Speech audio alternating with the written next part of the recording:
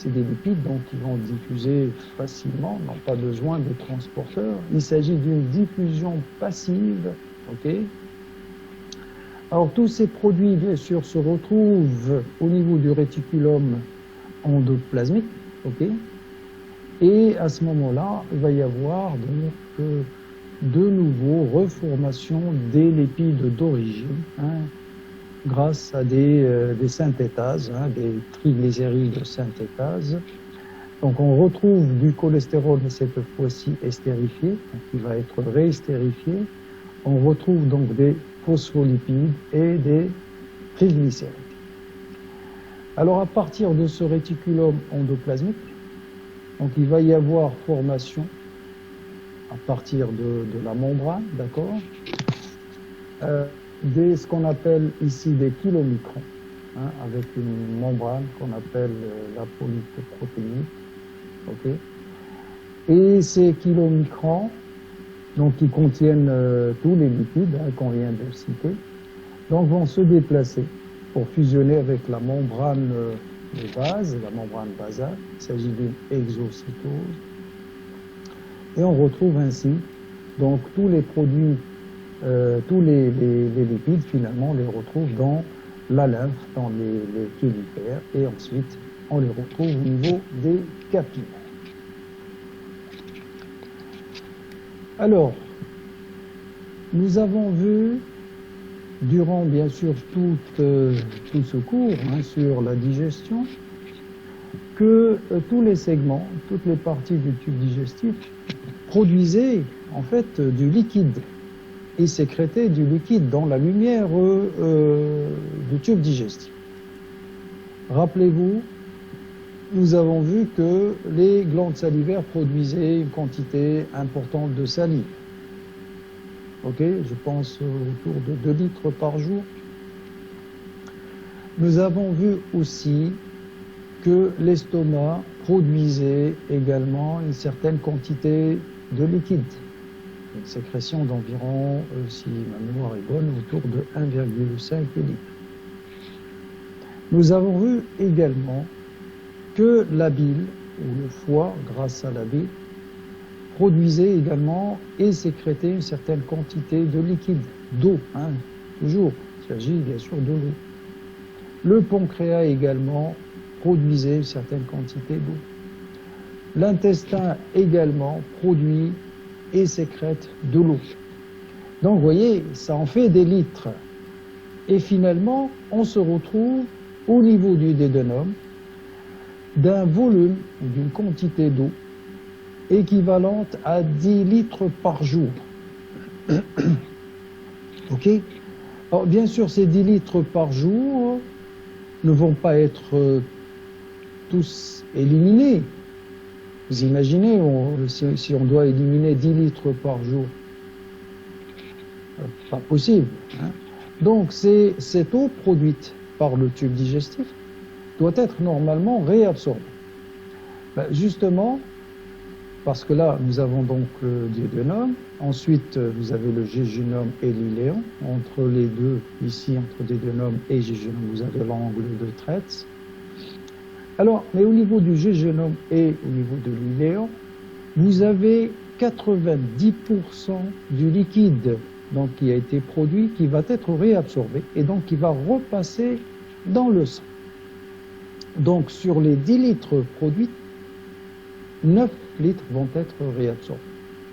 Donc il reste environ 1 litre normalement.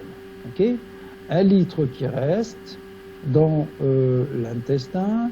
Et ensuite, lorsque cette quantité d'eau, ce volume d'eau se retrouve au niveau du côlon, là encore 90% de ce liquide va être réabsorbé.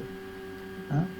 Et donc, 900 millilitres vont être réabsorbés par jour, et ce qui reste finalement, c'est seulement 100 millilitres, et ce sont les 100 millilitres qui vont se retrouver finalement dans les fesses, hein, dans les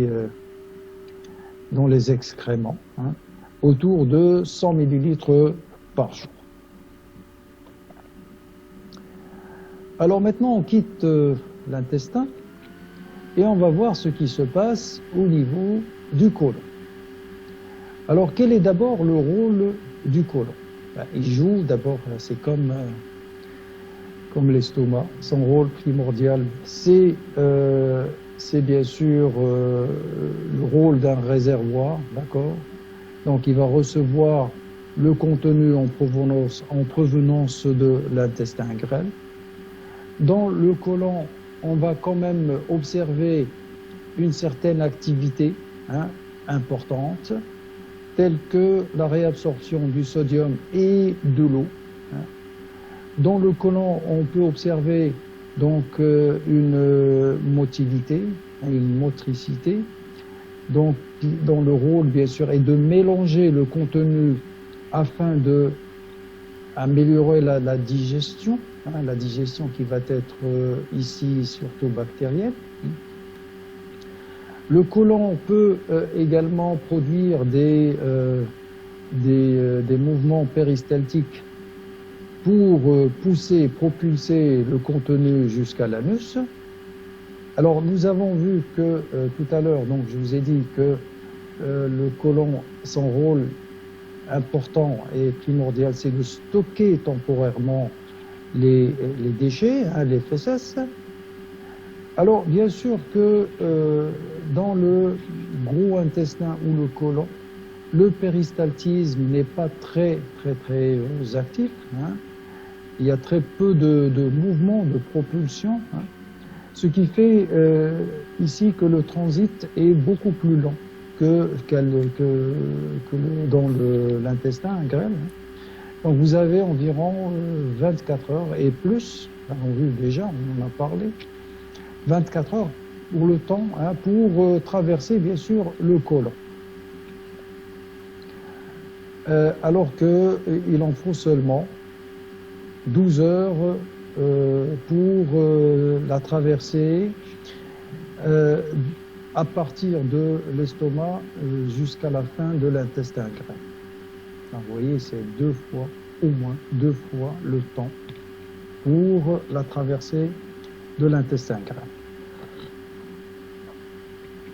Alors, durant, justement, parce qu'on va parler encore de la motricité et de la motilité au niveau du gros intestin, durant la journée, on peut observer une certaine activité, donc activité motrice, qui va être irrégulière. Il s'agit essentiellement de segmentation. Rappelez-vous, la segmentation, je vous ai dit, c'est une contraction qui ne se déplace pas. Okay. Alors le but, bien sûr, c'est de mélanger, mais surtout pour un tassement des matières fécales. Donc ils vont se concentrer, se tasser. Ce qui va créer des zones de résistance, une sorte de bouchon en quelque sorte. Donc c'est ce qu'on appelle les zones de résistance.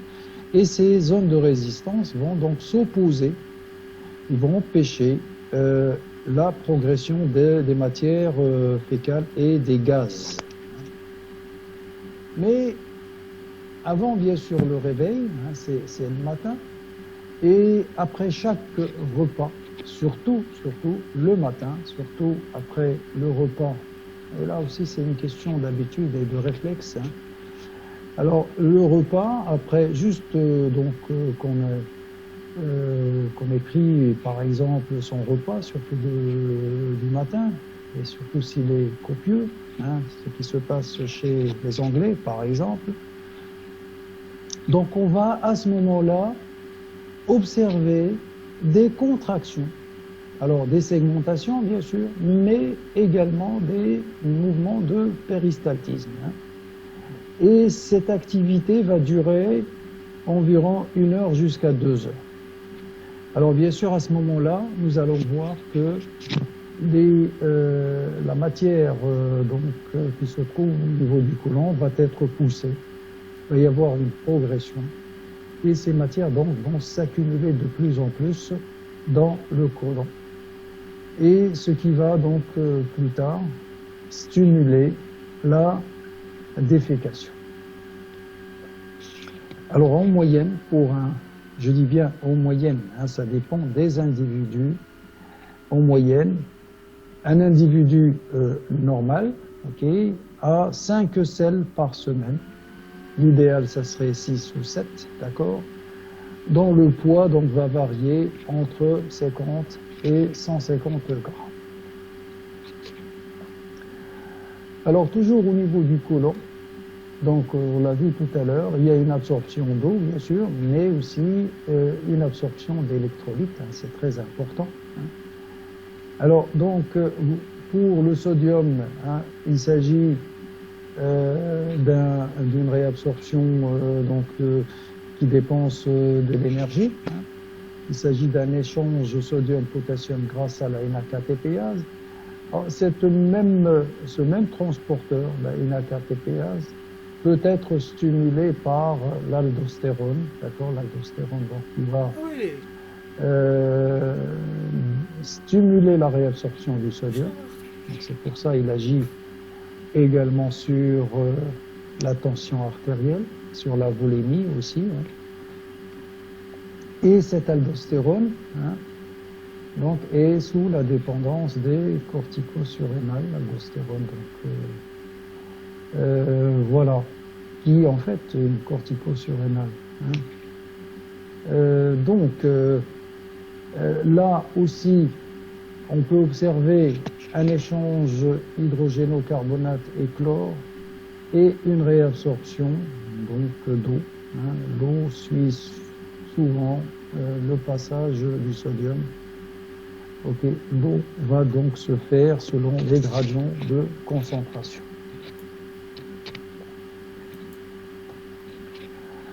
Alors, on peut donc, au niveau du gros intestin, au niveau du côlon, l'activité digestive est en fait une activité, ou l'activité métabolique, est une activité bactérienne en fait. Hein.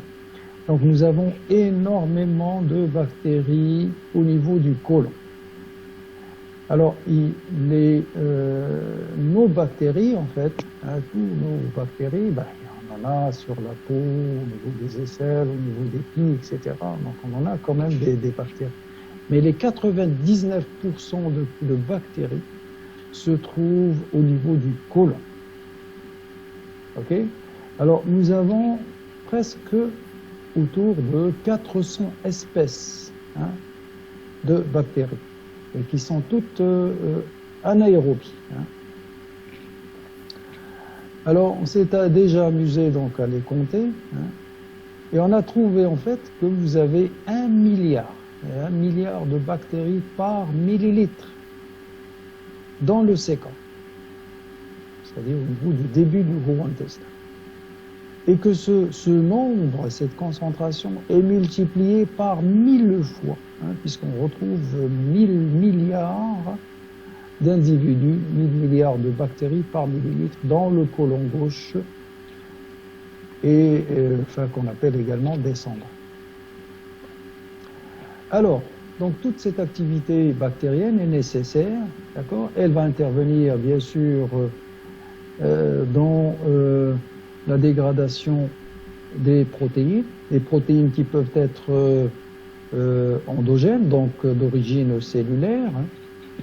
Les cellules de la paroi du tube digestif, lorsqu'ils sont en fin de vie, d'accord, alors ces protéines vont se retrouver finalement dans la lumière intestinale et donc vont être dégradées par les peptidases bactériennes. Et on obtient donc des acides aminés.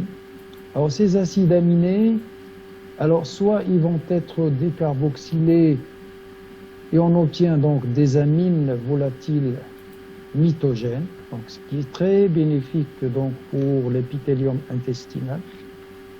Donc ça va favoriser la prolifération des cellules, d'accord, en réponse par exemple d'une agression, hein, agression chimique. Hein, le milieu où le tube digestif ou la lumière digestive, il règne quand même un environnement très agressif.